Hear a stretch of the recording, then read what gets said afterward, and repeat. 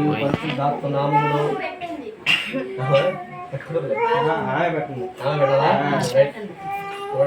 వెళ్ళి కదా సంఘానికి తండ్రి యొక్క కుమారుడు యొక్క పరిశుద్ధాత్మ నామములో అన్న ప్రసన్న కార్యక్రమం జరుగును గాక. ఆమేన్.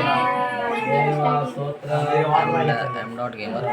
ఉన్నతుడా నీ కృపలో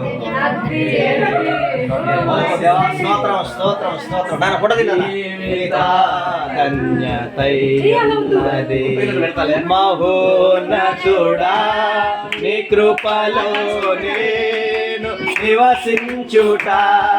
మహోన్నతుడా నీ కృపలో నేను నివసించుట. నా జీవిత ధన్యతై ఉన్నది. నా జీవిత ధన్యతై ఉన్నది.